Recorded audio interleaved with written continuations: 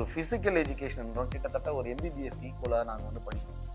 ஒரு anatomy and ஃபிசியாலஜியாக இருக்கட்டும், ஒரு பசங்களுடைய சைக்காலஜியாக இருக்கட்டும், ஸ்போர்ட்ஸு தெரப்பியாக இருக்கட்டும், ஸ்போர்ட்ஸுடைய ஹிஸ்ட்ரியான இதுவாக இருக்கட்டும், ஒரு ஸ்போர்ட் விளாண்டா எப்படி வரும்ன்றதா இருக்கட்டும், இந்த மாதிரி டீட்டெயில்டாக படிச்சுட்டு தான் வரோம்.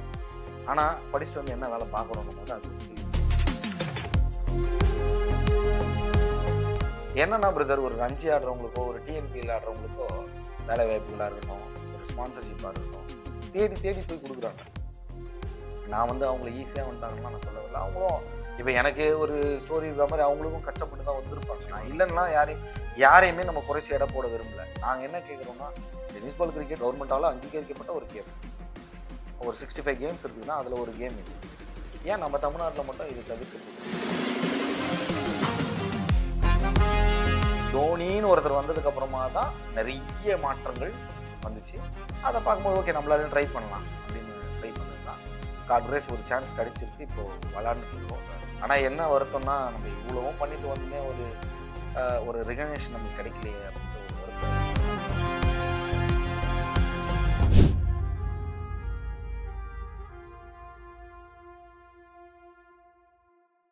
ராஜ்குமார் வந்துட்டு நாங்க இப்ப பாத்துக்கிட்டு இருக்கோம். தமிழ்நாடு உமன்ஸோட டிபிசி கோச்சா இருக்காரு. ஸ்டார்டிங் ஸ்டேஜ்ல எங்க ஆரம்பிச்சது இந்த இன்ட்ரெஸ்ட் உங்களுக்கு? டென்னிஸ் பால்னு சொல்றத தாண்டி கிரிக்கெட் ஸ்போர்ட்ஸ்ல இருந்து எங்க இன்ட்ரெஸ்ட் ஆரம்பிச்சது உங்களுக்கு? ஆக்சுவலி வந்து பாத்தீங்கன்னா என்னோடது நிறைய சொல்லுவாங்க பிரதர். இப்போ பெரிய பெரிய எல்லாருமே கேட்டீங்கன்னா, நான் சின்ன வயசுல இருந்தே, நான் பிறக்கும் போதுலேருந்து, நான் பிறந்ததுல இருந்து அப்படிலாம் சொல்லுவாங்க. எனக்கு பேசிக்கலி பாத்தீங்கன்னா நான் 10th வரைக்குமே வந்து பாத்தீங்கன்னா நான் ஸ்கவுட்ஸ் அண்ட் கைஸ்ன்னு ஒரு எல்லா சாரண இருந்தேன். அதுல வந்து கவர்னர் அவார்டு வாங்கினேன் நான் தமிழ்நாட்டிலே. அப்பயே கவர்னர் அவார்டுன்னு சொல்லுவாங்க. அதுதான் ஹையஸ்ட். ராஜபுஷ்கர்னு சொல்லுவாங்க அந்த அவார்டு. ஏன்னா நான் அந்த ஃபோக்கஸ்ல தான் இருந்தேன். ஃபுல் அண்ட் ஃபுல் அந்த சேவை பண்றது, அந்த ஸ்கில்ஸ் கத்துக்கிறது, அந்த மாதிரி தான் இருந்தேன். 11th டைம்ல எங்களுடைய ஸ்போர்ட்ஸ் டே ஆக்சுவலி ரொம்ப ஃபன்னா இருக்கும். என்னுடைய இந்த ஸ்டோரியில ரிலே டீம் வந்து என்னோட ஃப்ரெண்ட்ஸு ரிலே டீம்ல வந்து தேர்ட் லெக் ஓட ஒருத்தர் வந்து வரல அன்னைக்கு. ஓகே, லீவ் ஆயிட்டு அன்னைக்கு ஸ்போர்ட்ஸ் டே அன்னைக்கு ஃபைனல்ஸ். எங்களுடைய ஹவுஸ் தான் அங்க இருக்கு. எங்க ஹவுஸ்க்கு ஓடுறதுக்கு அவர் வரல. அப்பதான் என் ஃப்ரெண்ட்ஸ் வந்து, டேய் வாடா, ஆள் இல்லடா, வந்து நீ ஓடுறான்னு ஃபர்ஸ்ட் டைம் அதுதான் கூப்பிடுறாங்க. அவங்க ஆக்சுவலி ப்ரொஃபஷனலிஸ்ட் அப்பயே. நான் சுத்தமா நம்மளுக்கு, ஏன்னா எங்க ஸ்கூல்ல இருந்து பாத்தீங்கன்னா, நான் திருவள்ளூர் கவுடி ஹையர் செகண்டரி ஸ்கூல்ல தான் படிச்சது. நான் அங்க ஸ்கூல்ல இருந்து ஈகாடுன்ற ஒரு இடத்துல தான் வந்து கிரவுண்ட் இருக்கும். அது வந்து கிட்டத்தட்ட ஒரு 1 கிலோமீட்டர் இருக்கும். லாஸ்ட் 2 hours தான் வந்து பிடி பீரியட். இங்க இருந்து 1 கிலோமீட்டர் நடந்து போனோம். சரி நம்ம இதை கட்டச்சிட்டோம்னா நம்ம போய் பஸ் பிடிச்சிடலாம். ஏன்னா எங்க கிராமம், எங்க ஊரு, நம்ம போயிட்டு பஸ் பிடிச்சிடலான்ட்டு இங்க 1 கிலோமீட்டர் நடக்கிறது நம்ம இப்படி நடக்கலாம்னு சொல்லிட்டு பஸ் ஸ்டாப் வந்துடும். அதனால பிடி பீரியடுக்கு அவ்வளோ போக மாட்டேன், அவ்வளோ தூரம் இருக்குது அப்படின்னு சொல்லிட்டு. என்னோட ஃபர்ஸ்ட் ஸ்பார்க்குன்னு பார்த்தீங்கன்னா அந்த ஒரு இதுதான். என்னன்னா அன்ஃபார்ச்சுனேட்லி என்னோட ஃப்ரெண்டு வரல. எனக்கு அந்த சான்ஸ் கிடைக்குது. நாங்கள் போய் ஓடுறோம். அவனுக்கு சொல்லிட்டானுங்க, டேய் இந்த ஒரு குறிப்பிட்ட கேப் வரையும் ஓடுறா, ஓடி உன் கையில கொடுக்குற இந்த பேட்டில் மட்டும் எடுத்துன்னு வந்து என் கையில குத்துரு. இந்த கர்வ்ல இருந்து இந்த கர்வ் வரைக்கும் நீ ஓடினா மட்டும் போதும், இது எடுத்துன்னு வந்து என்கிட்ட குத்தணும். நானும் அவனுக்கு குத்தானுங்க. என்னால எவ்வளவு தூரம் எவ்வளோ ஸ்பீடு ஓட முடியுமோ ஓடி எடுத்துன்னு அவங்க கிட்ட கொடுத்துட்டேன். ஆக்சுவலி என்னன்னா நாங்க தான் ஃபர்ஸ்ட் கோல்டு மெடல். அப்போதான் வந்து எனக்கே தெரியாது, நம்மளுக்கே தெரியாம ஓகே நம்மளால ஏதோ ஒண்ணு முடியும்னு அது +1 முடிஞ்சிச்சு. +1 ஜர்னினா இப்போதான் கொஞ்சம் 10 இயர்ஸ் இருக்குமா? ஆமா அவ்வளவுதான். +1ல முடிஞ்சது. அதுக்கப்புறமா என்ன ஆயிடுச்சு, +2 வந்துட்டோம். +2ல அதாவது +1லயே வந்து பாத்தீங்கன்னா நான் கேட்ட குரூப் வேற, எனக்கு கொடுத்த குரூப். என்ன குரூப் படிச்சிருந்தீங்க? நான் சயின்ஸ் குரூப் தான் படிச்சேன். Science, computer science. ஓகே. நான் கேட்டது ஆர்ட்ஸ் குரூப். என் ஃப்ரெண்ட்ஸ் எல்லாம் அங்க படிச்சாங்க, அதனால ஆர்ட்ஸ் கேட்டேன். பட் எனக்கு கொடுக்கல. மேக்ஸ்ல கொஞ்சம் மார்க் எடுத்திருந்ததுனால எனக்கு சயின்ஸ் குரூப் கொடுத்துட்டாங்க. நான் மட்டும் தான் சயின்ஸ் குரூப். ஓகே. என் கூட இந்த எல்லாருமே காமர்ஸ். நான் படிச்சது மட்டும் சயின்ஸ். நான் இன்னொன்னு ஏன் நான் காமர்ஸ் கேட்டேன்னா, காமர்ஸ் போனதா என்எஸ்எஸ் சேர முடியும். Okay okay. நான் தான் சொன்னேன்ல எனக்கு ஸ்கவுட்ஸ்ல அதெல்லாம் ஈடுபாடு, என்எஸ்எஸ்ல சேர முடியும். இந்த சயின்ஸ் குரூப் போனோம்னா நம்மள படிக்கணும் அது இதுன்னு சொல்லி நம்மள ஸ்டாப் பண்ணுவாங்க அப்படின்ற என்ன பண்ணேன், நான் வேணான்னு சொல்லி சொன்னேன். ஆனாலுமே எங்க ஹெச்எம் என்ன பண்றது, இல்ல நீ மேக்ஸ்ல நல்ல மார்க், நீ வந்து கம்பல்சரி நீ அதுதான் போய் ஆகணும் அப்படின்னு சொல்லிட்டாங்க. எடுத்துட்டேன். பிடிச்சும் பிடிக்காமலும் படித்தேன். ரொம்ப கம்மி மார்க் எடுத்தேன். பாஸ் பண்ணிட்டேன். +2 பாஸ் பண்ணிட்டேன். அப்போ வேற வழியே இல்லை. இன்ஜினியரிங்கோ பெரிய கோர்சஸோ எடுக்கணும்னா இப்போ இன்ஜினியரிங் ரொம்ப ஈஸி ஆயிடுச்சு. நான் ஒரு 10 இயர்ஸ் முன்னாடிலாம் ரொம்ப கஷ்டம். எனக்கு வந்து எங்க அம்மா மட்டும் தான், அப்பா இல்லை. நம்ம எக்கனாமிக் ஸ்டேஜ்னு ஒன்று இருக்கும்ல பிரதர். அதனால என்ன பண்ணிட்டேன், நீங்க சிங்கிள் சைல்டா? நான் ஒரு பையன், எனக்கு 2 சிஸ்டர்ஸ். அம்மா தான் வளர்த்தது நம்மள. அப்பா நான் வந்து 10th முடிக்கிறப்ப இறந்துட்டாங்க. அப்போதான் என்ன ஆகுதுன்னா வேற வழி இல்லை, ஏதாவது ஒன்று சேரணும். பட் இன்ஜினியரிங் நம்மளால சேர முடியாது. அப்படியுமே போயிட்டு லோன் ப்ராசஸ்லாம் ட்ரை பண்ணோம். அப்பதான் என்ன ஆகுதுன்னா பேப்பர்ல ஆட் போடுறாங்க. YMCA college of physical education அப்படின்ற ஒரு பேரை ஃபர்ஸ்ட் பாக்குறேன். ஓகே, விளையாட்டு இது அப்போ வந்து ஸ்போர்ட்ஸ்லயும் சீட் வாங்க முடியும் போல அப்படின்னு ஃபர்ஸ்ட் டைம் தேனியில நடக்குது. இங்க இருந்து நான் தேனிக்கு வந்து பஸ்ல டிராவல் பண்ணி போறேன். எனக்கு ஃபீவர் வந்துச்சு. ஏன்னா இங்க வேற கிளைமேட், தேனியில ரொம்ப கூலிங். நான் திருவள்ளூருக்கும் தேனிக்கும் வந்து ரொம்ப டிஃபரன்ஸ். ஃபீவர் வந்துச்சு. ஆனாலும் எப்படி எப்படியோ ட்ரை பண்ணி அதாவது என்னுடைய கம்யூனிட்டி அடிப்படையில் வந்து ஒரு 8 பேர், அதில் நான் ஒரு 9வது 8வது 9வது ஆளா நீ இருக்கேன். அந்த செலெக்ஷன்ல பாத்தீங்கன்னா டோட்டலாவே 7 பேர் தான் எடுப்பாங்க, கவர்மெண்ட் கோட்டா. நீங்க அந்த கோட்டால செலக்ட் ஆயிட்டீங்க அப்படின்னா உங்களுக்கு ஃபீஸ்லாம் வந்து ஸ்டேட் பேங்க் ஆஃப் இந்தியாலே கட்டிடுவாங்க. அப்போ யோசிச்சேன், சரி நம்ம எப்படியாவது வருவோமான்னு. அப்பயுமே எனக்கு ஒரு நம்பிக்கை இல்லை. கிட்டத்தட்ட ஏன்னா ஒரு ஒரு 500 600 ஸ்டூடெண்ட் இருக்காங்க. எல்லாருமே ஹை பர்ஃபார்மன்ஸ். ஆல்ரெடி ஸ்போர்ட்ஸ்ல ரொம்ப நம்ம கிட்ட இருக்குது அந்த ஒரே ஒரு ரிலே சர்டிஃபிகேட் தான். நான் தான் உங்களுக்கு சொன்னேன், அந்த ரிலே சர்டிஃபிகேட் மட்டும் தான் என்கிட்ட இருக்குது. அப்போ என்ன பண்றேன், ரிலே சர்டிஃபிகேட் எடுத்து வைக்கிறேன். ஓகே அப்படின்ட்டாங்க. வேற ஏதாவது ஹையர் லெவல் இருக்கா அப்படின்னு கேட்கும்போது அப்பதான் நான் சொன்ன ராஜபுஷ்கர் அவார்டு வாங்கியிருக்கேன், கவர்னர் அவார்டுன்னு சொல்லி. அந்த ஸ்கவுட்ஸ் சர்டிஃபிகேட் எடுத்து வைக்கிறேன். 5 மார்க் எனக்கு ஏறிச்சு. சூப்பர். அவ்வளவுதான். ஆட்டோமேட்டிக்கா அந்த பெஸ்ட் 7ல என் பேர் வந்துச்சு. பாருங்க, அன்பார்ச்சுனேட்லி தான் எனக்கு எல்லாமே. அன்பார்ச்சுனேட்லி சீட் கிடைக்குதும் அன்பார்ச்சுனேட்லி தான் கிடைக்குது. அப்போ அந்த 7 பேர்ல எனக்கு சீட் கிடைச்சிச்சு ஒய்எம்சிஏ காலேஜ்ல. ஒய்எம்சிஏ காலேஜுக்கு வரேன். வந்தா ஃபர்ஸ்ட் நாளே என்ன பண்றாங்க, 400 மீட்டர் ட்ராக்கு சாதாரணமா சொல்றாங்க 5 லேப்ஸ் ஓடிட்டு வாங்க அப்படின்ட்டு. நான் தான் சொன்னல, நம்மளுக்கும் அதுக்கும் கொஞ்சம் தூரம். திடீர்னு ஃபர்ஸ்ட் நாளே கிட்டத்தட்ட ஒரு 2 கிலோமீட்டர் கணக்குன்னு வச்சுக்கோங்களேன். ஃபர்ஸ்ட் நாளே 2 கிலோமீட்டர் ஓட சொல்றாங்க. வந்த உடனே வீட்டுக்கு ஃபோன் பண்ணி, எனக்கு இந்த கோர்ஸ் எல்லாம் வேணாம், நம்மளுக்கு செட் ஆகாது, காலையில 5 மணிக்கு எழுப்பி விடுறாங்க, எனக்கு ஸ்போர்ட்ஸுக்கு செட் ஆகாது அப்படி சொல்லிட்டு நான் குட் பண்ணிடலாம் அப்படின்ற மாதிரி தான் இருந்தேன். நான் சொல்லணும், அதான் ஸ்போர்ட்ஸ்க்கும் நம்மளுக்கும் ரொம்ப தூரன்ற மாதிரி தான் இருந்தது. அதுக்கப்புறமா என்ன ஆகுது, ஃபெலிக்ஸ் சார்னு அவரோட பேர் நான் இங்க சொல்லி ஆகணும். அவரை பாக்குறேன். அவர் ஒரு நல்ல இன்ஸ்பிரேஷனா இருந்தாரு. அப்போ ஃபீல் பண்ணி நான் இருக்கும்போது கூப்பிட்டு உட்கார வச்சுட்டு, இங்க பாரு, ஃபர்ஸ்ட் அப்படிதான் இருக்கும், எல்லாமே அப்படிதான் இருக்கும், உன் ஃபேமிலி என்ன நீ வந்து பண்ண முடியும் உன்னால அப்படின்னு சொல்லி சொல்றாரு. அடுத்து ஒரு 1 வீக் போச்சு, 10 டேஸ் போச்சு. அப்புறமா தான் ஸ்போர்ட்ஸ்னா இவ்வளோ இருக்கு அப்படின்ற மாதிரி. இப்போ நிறைய இதையும் நான் இங்க பதிவு பண்ணி ஆகணும் பிரதர். எல்லாருமே என்ன நினைக்கிறாங்கன்னா, ஒரு பிசிக்கல் எஜுகேஷன், அதாவது இப்படி சொன்னா பிசிக்கல் எஜுகேஷன்னா கூட பட்டு டக்குன்னு புரியாது. ஒரு பிடி டீச்சர்னு வச்சுக்கோங்களேன். ஒரு பிடி டீச்சர்னா சும்மா வருவாரு, ஒரு சும்மா விசில் அடிப்பாரு, அப்படிதான் நினைக்கிறாங்க பிரதர். லாஸ்ட் டைம் ஒரு சிஸ்டர் கூட சொல்லியிருந்தாங்க, ஆக்சுவலி மலையாளம் லேடின்னு நினைக்கிறாங்க, அவங்க மலையாளத்துல சொல்லியிருந்தாங்க, ஒரு பிசிக்கல் எஜுகேஷன் கிட்டத்தட்ட ஒரு எம்பிபிஎஸ்க்கு ஈக்குவலாக நாங்கள் வந்து படிக்கணும். ஒரு அனாட்டமி அண்ட் ஃபிசியாலஜியாக இருக்கட்டும், ஒரு பசங்களுடைய சைக்காலஜியாக இருக்கட்டும், ஸ்போர்ட்ஸ் தெரப்பியாக இருக்கட்டும், ஸ்போர்ட்ஸுடைய ஹிஸ்ட்ரியான இதுவாக இருக்கட்டும், ஒரு ஸ்போர்ட் விளாண்டா எப்படி வரும்ன்றதா இருக்கட்டும், இந்த மாதிரி டீட்டெயில்டாக படிச்சுட்டு தான் வரும். ஆனால் படிச்சுட்டு வந்து என்ன வேலை பார்க்குறோன்னும் போது அது ஒரு கேள்விக்குறி. அதெல்லாம் பேசினா ரொம்ப ரொம்ப லாங்காக போயிடும். அதை நம்ம பேச வேணா, ஜஸ்ட் நான் படிச்சதுக்காக சொல்கிறேன். அது ஒய்எம்சிஏக்கு போனால் அப்போ தான் பிரதர் ஸ்போர்ட்ஸ்னால் என்ன அப்படின்றது வந்து நம்ம ஒய்எம்சிஏ போனதுக்கு அப்புறமா தான் எனக்கு தெரிஞ்சுது. அதுக்கப்புறமா பிக்கப் ஆயிட்டேன். அதுக்கப்புறமா வந்து அங்கேயுமே நான் சொன்னல ஃபெலிக்ஸ் சார்னு சொன்ன பார்த்தீங்களா, அவர் தான் எனக்கு கிரிக்கெட் எடுத்தவர். அங்கே ஒய்எம்சிஏ பொறுத்த வந்து பார்த்தீங்கன்னா 3 மந்த்துக்கு ஒரு கேம். அதாவது ஒரு பிசிக்கல் எஜுகேஷன் டீச்சரை பொறுத்த வரையும் மேஜர் கேம்ஸ் வந்து முக்கியமான மேஜர் கேம்ஸும் தெரிஞ்சிருக்கணும், ப்ளஸ் மைனர் கேம்ஸ் ரெஃப்ரெஷன். இப்போ ப்ராக்டிஸ் பண்ணிட்டு ரெஃப்ரெஷ் பண்ணுறதுக்கு, இப்போ நீங்கள் கிரிக்கெட் பார்த்தீங்கன்னா ப்ராக்டிஸ் முடிச்சுட்டு வந்து ஃபுட்பால் விளையாண்டு இருப்பாங்க, ஒரு ரவுண்டு போட்டு சர்க்கிள் போட்டு. அது வந்து ஒரு மைனர் கேம், மைண்ட் ரிலாக்ஸ் பண்ணுறதுக்காக வச்சுக்க. இதையும் கற்றுக்கணும் அதையும் கற்றுக்கணும். அப்படி வரும்போது எனக்கு கிரிக்கெட் ஷிஃப்ட் வருது 3 மந்த்து. அப்போ தான் வந்து கிரிக்கெட்டில் வந்து நம்ம என்ன நினைப்போம்னா, நான் ஃபர்ஸ்ட் நான் சொல்லுவேன், வீட்டுக்கிட்டலாம் நம்ம கிரிக்கெட்டில் கயனில் விளையாடுற கிரிக்கெட், அது கல்லி நம்ம வீட்டு அந்த தெருவில் விளையாடுறது. அதெல்லாம் பேட் என்ன பண்ணுறேன், நான் இப்படி பிடிக்கிறேன், ஒரு மாதிரி முறிக்கிற மாதிரி இப்படி பிடிக்கிறேன் பேட்டை நான் கையில். அப்போதான் வந்து ஃபர்ஸ்ட் டைமு ஒரு பொசிஷன், ஒரு போச்சர், ஒரு ஒரு பிளேயர்னா எப்படி நிற்கணும், உன்னோட ஸ்டாண்ட்ஸ் எப்படி இருக்கணும், உன்னோட நீ எந்த பொசிஷனில் இருக்கணும், நீ ஆப் ஸ்குவாட் பொசிஷனில் இருக்கணும், பேட்டை எப்படி பிடிக்கணும், பேட்டை வந்து கீழே டேப் பண்ணி எடுத்து பாலுக்கு ரெடியாக வைக்கணும் அப்படின்ற மாதிரி ரொம்ப டீப்பாக போகிறாரு. அப்படியே ஆச்சரியமாக பார்க்குறேன் அவரை. ஏன்னா அவர் எனக்கு செஞ்சு காட்டுறாரு. இப்போ எங்களை எல்லாரையும் ஆப்போசிட் நிற்க வச்சு எப்படி நிற்க வச்சு செஞ்சு காட்டுறாரு. அப்போ தான் ஓ கிரிக்கெட்னா இவ்வளோ இருக்குது போலன்னு எனக்கு அப்போ தான் தெரியுது. எனக்கு கிரிக்கெட்டு ஆர்வம் வந்ததுன்னா அவர் சாரை பார்க்க மாட்டோம். அவர் அந்த 3 மாசத்துல கிரிக்கெட்ல இவ்வளோதான்ற அளவுக்கு சொல்லி கொடுத்துட்டாரு. ஆனாலுமே ஒரு பயம். என்ன பயம்? கிரிக்கெட்ல நம்மளால என்ன பண்ண முடியும், லைஃப் இருக்குமா, நம்ம இப்போ படிக்க வந்தது எப்படி, நம்ம அப்பா கிடையாது, நம்ம வந்து அடுத்த லெவல் போகணும். அப்போதான் வந்து இன்னொரு கைடன்ஸ் ப்ரோக்ராம் அட்டன் பண்ணும்போது அத்லெட்டிக்ஸ் வந்து நல்லா இருக்கும், நம்ம லைஃப்ல வந்து டெவலப்மெண்ட் வந்து அத்லெட்டிக்ஸ் வந்து நல்லா இருக்கும் அப்படின்னு ஒரு கைட்லைன்ஸ் போகும்போது அப்போ வந்து அத்லெட்டிக்ஸ்ல என்ஐஎஸ் முடிக்கிறேன். முடிச்சுட்டு நம்மளுக்கு தான் கிடைக்கல, ஒரு பேக்கப்காக வந்து என்ஐஎஸ் முடிக்கிறேன். பிபிஎட் முடிச்சுட்டு என்ஐஎஸ் முடிச்சு வச்சுக்கிறேன். அப்போ எஸ்ஆர்எம் காலேஜ்ல வந்து அந்த 45 டேஸ் கோர்ஸ் என்எஸ் முடிக்கிறேன். என்ஐஎஸ் முடிச்சுட்டு ஒரு எண்ணம் சென்னை சைடில் நிறைய சான்ஸ் கிடைக்குது அப்போ எனக்கு. ஆனாலுமே நான் வரல சென்னைக்கு. ஏன் வரலன்னா எனக்கு சென்னை பிடிக்காம இல்லை. இப்போ என்ன மாதிரி எத்தனை பசங்களுக்கு வாய்ப்புகள் தவிர்க்கப்பட்டு இந்த விஷயம் தெரியாமல் இருக்குது. நானே ஃபர்ஸ்ட் வந்து அப்படியே மிட்டாய் கடையை பார்க்குற மாதிரி தான் இருந்தது. அந்த மாதிரி நம்ம பசங்களுக்கு இருக்கக்கூடாது அப்படின்னா அதனால நீங்க போயிட்டீங்க. திருவள்ளூர் ஸ்டேடியம் இருக்கு, எஸ்டிஐடி ஸ்டேடியம்.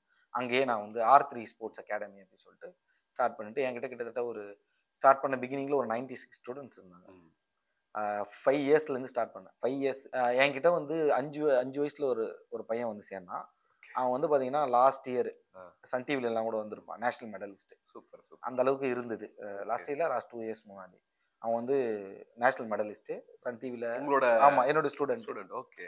அதுக்கப்புறம் என்னோட ஸ்டூடெண்ட்ஸ் ஒரு சிலர் வந்து ஆர்மில எல்லாம் கூட இருக்காங்க. சூப்பர். அந்த மாதிரி போயிட்டு நீங்க ட்ரெயின் பண்ண பீப்புள்ஸ், நீங்க ட்ரெயின் பண்ண ஸ்டூடெண்ட்ஸ்ல வந்துட்டு பல்வேறு துறையில இருக்கும்போது ரொம்ப ஹாப்பியா இருக்கும். இதெல்லாம் ஓகே. இருந்தாலுமே வந்துட்டு நம்ம கிட்டே வேலை வாங்கிட்டு இன்னொரு பக்கம் வேலை போயிட்டு யாரா நீன்னு கேக்குற மாதிரி அந்த மாதிரி ஒரு இன்சிடென்ட் நடந்தது. அதான் நம்ம கூடவே தான் இருக்கிறாங்க. அவங்க ஒரு நல்ல லெவலுக்கு போகும்போது என்ன ஆகுதுன்னா நம்மள நீ என்ன நான் இப்படின்ற மாதிரி உங்ககிட்ட தான் ட்ரைனிங் எடுத்து நம்ம கிட்ட தான் எடுத்திருப்பாங்க அவங்க. அப்போதான் வந்து எனக்கு ஒரு யோசனை தோணுச்சு. அப்ப நம்மளுக்கான அடையாளத்தை நம்ம தேடணும் அப்படின்னும் போது தான் நான் சொன்னேன் முனி சாரை மீட் பண்ணோம். அவர் தான் வந்து இந்த மாதிரி ஒரு சான்ஸ் இருக்குன்றத, ஏஜ் வந்து ஒரு பெரிய விஷயம் இல்லை அப்படி நீ ப்ராக்டிஸ் பண்ண நான் உனக்கு சான்ஸ் வருமா சொல்றேன் அப்படின்னு சொன்னாரு. அதுக்கப்புறமா நான் ப்ராக்டிஸ் பண்ண ஆரம்பிச்சிட்டேன். அதுக்கப்புறம் ஒரு சான்ஸ் வந்தது. அதுக்கப்புறம் ஒரு வாய்ப்பு கிடைச்சு இந்தியா டீமுக்கு வந்துட்டோம். இன்னைக்கு வந்து நமக்கு ஏதோ ஒரு நேம் வந்துடுச்சு. ஆனா அதாவது ஒரு விஷயம் கிடைச்சிட்டு இருக்கோம், ஆனா அது ஃபுல்ஃபில்லா கிடைச்சிருக்காதுன்ற மாதிரி தான் இது. என்னன்னா பிரதர், ஒரு ரஞ்சி ஆடுறவங்களுக்கோ ஒரு டிஎன்பிஎல் ஆடுறவங்களுக்கோ வேலை வாய்ப்புகளா இருக்கட்டும், ஒரு ஸ்பான்சர்ஷிப்பா இருக்கட்டும், தேடி தேடி போய் கொடுக்குறாங்க. நான் வந்து அவங்கள ஈஸியா வந்துட்டாங்கன்னா நான் சொல்ல வரல. அவங்களும் இப்ப எனக்கே ஒரு ஸ்டோரி இருக்கிற மாதிரி அவங்களுக்கும் கஷ்டப்பட்டு தான் வந்திருப்பாங்க. நான் இல்லைன்னா யாரையுமே நம்ம குறைச்சி எடை போட விரும்பல. நாங்க என்ன கேட்குறோம்னா, டென்னிஸ் பால் கிரிக்கெட் கவர்மெண்டால அங்கீகரிக்கப்பட்ட ஒரு கேம். ஒரு 65 கேம்ஸ் இருக்குதுன்னா அதுல ஒரு கேம் இது. ஏன் நம்ம தமிழ்நாட்டில் மட்டும் இது தவிர்க்கப்படுது அப்படின்றது ஒரு கேள்விக்குறியாகவே இருந்தது. செகண்டரி இந்த ஸ்பான்சர்ஷிப்ன்றது வந்து பிரதர் மோட்டிவேட் ஒரு அவங்களுடைய சுய விளம்பரத்துக்கு இல்லாமல் ஒரு ஸ்போர்ட்ஸ் பசங்க வளரணும் அப்படின்ற ஒரு கான்செப்டோடு இருக்கிறவங்க இருப்பாங்க. அவங்களுக்கு இப்போ இந்த மாதிரியான நம்மளுடைய இந்த இன்டர்வியூஸ் ஏதாவது ஒன்று போச்சுன்னா அவங்க யாராவது மனசு வச்சாங்கன்னா, இப்போ எங்களை இந்த மாதிரி இருக்கிற அடுத்தடுத்து அப்கமிங் இப்போ நான் என்னை விட்டுரும் எனக்கு வந்து 33 இயர்ஸ் ஆயிடுச்சு ஆல்மோஸ்ட். நம்ம மிஞ்சி போனால் நம்ம இன்னொரு 5 இயர்ஸ் விளையாட முடியுமா? ஆனால் அதையும் நம்ம சொல்ல முடியல. இப்போ டோனி 42 இயர்ஸ் அவர் ஆடுறாருன்னா நம்ம நான் தான் சொல்றேன். ரெண்டாவது நான் சொல்ல மறந்துட்டேன், ஒரு முடியும், எல்லாராலையும் முடியும் கிரிக்கெட் அப்படின்றத காட்டினவர் யாருன்னா டோனி தான். அப்போ தோனின்னு ஒருத்தர் வந்ததுக்கு அப்புறமா தான் நிறைய மாற்றங்கள் வந்துச்சு.